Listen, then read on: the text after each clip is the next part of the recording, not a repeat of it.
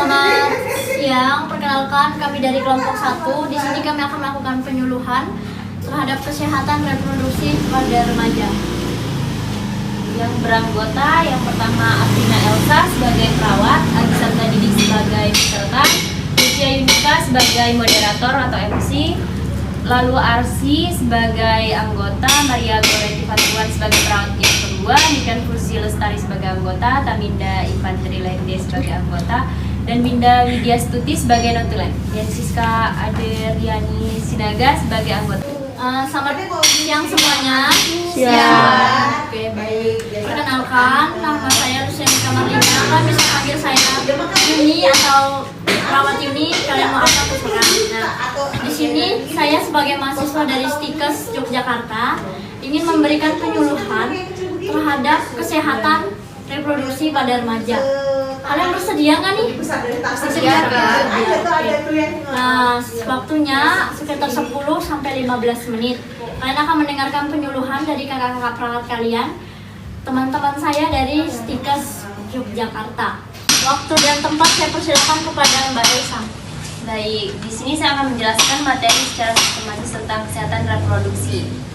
Kesehatan reproduksi adalah kesehatan fisik, mental, dan sosial yang bukan hanya bebas dari penyakit atau kecacatan dalam segala aspek yang berhubungan dengan sistem reproduksi. Fungsi serta prosesnya baik laki-laki maupun perempuan memerlukan landasan psikis yang memadai agar perkembangan emosinya berlangsung dengan baik.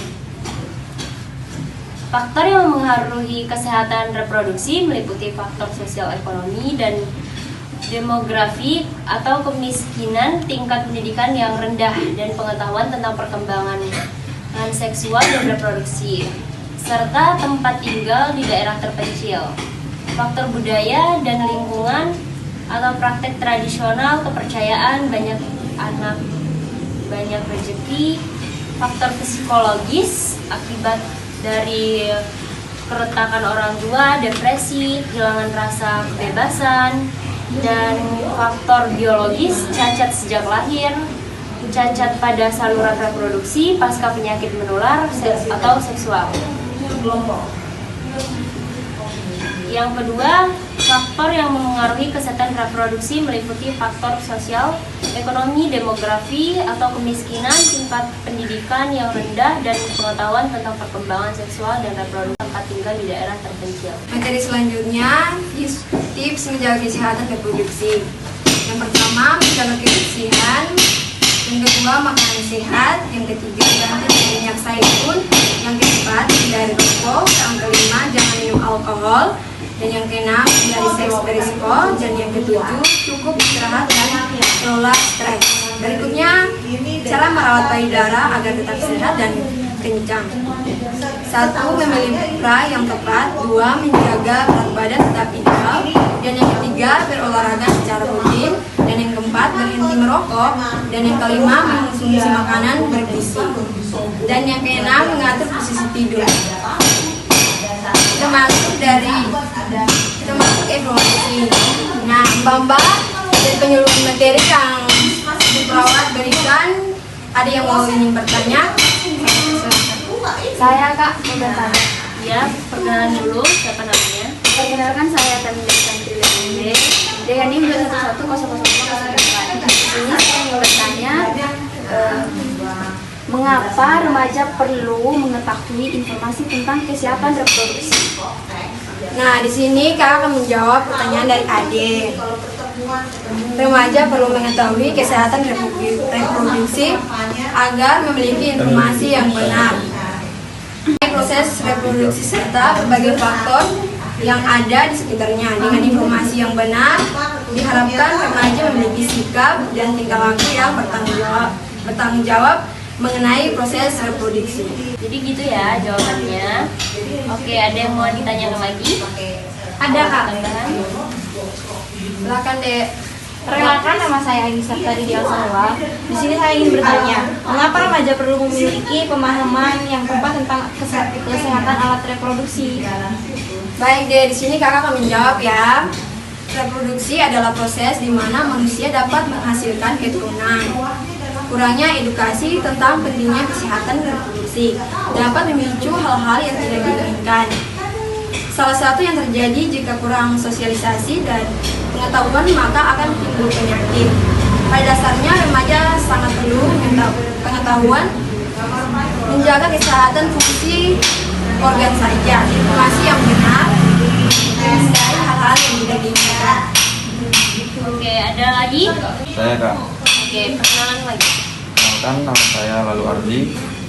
Saya mau nanya, apa fungsi dari sistem reproduksi pada manusia? Baik, dari sini kakak menjawab ya. Sistem reproduksi pria berfungsi untuk memproduksikan dan menyimpan serta mengantarkan sperma untuk membuahi sel telur. Sedangkan sistem reproduksi wanita memiliki fungsi untuk memproduksi sel telur dan menyediakan tempat untuk janin selama kehamilan. Kedua, fungsi tersebut saling melengkapi dalam proses reproduksi. Contoh risetnya ya. Bisa dilihat ya dek contohnya. Makasih Kak. Makasih Kak. Oke, baik ya adik-adik. Penyuluhannya udah selesai. Sudah tidak ada yang ditanyakan lagi kan?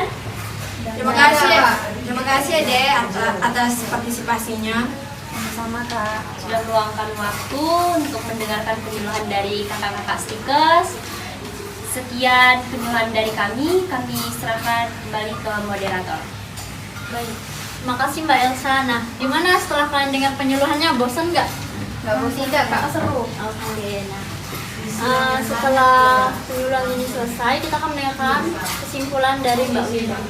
Baik, terima kasih kepada Kak Yuni yang telah memberikan waktu kepada saya untuk menyampaikan kesimpulan. Di sini saya akan menyimpulkan dari pembahasan penyuluhan tadi ya. Dengan melihat beberapa pembahasan pada SAP di atas, maka dapat disimpulkan bahwa yang menjadi indikator pengetahuan adalah pemahaman responden terhadap hal yang berkait dengan kesehatan reproduksi, IMS, HIV/AIDS, diukur berdasarkan definisi kesehatan reproduksi, organ reproduksi, menstruasi, pubertas, masa subur, hasrat atau keinginan seksual, kehamilan, resiko reproduksi, IMS atau penyakit kelamin, dan HIV/AIDS. Sedangkan yang menjadi indikator perilaku seksual responden meliputi berpegangan tangan, berpelukan, kiss atau berciuman, necking atau ciuman leher, petting atau meraba bagian tubuh yang sensitif, masturbasi, intercourse atau berhubungan intim.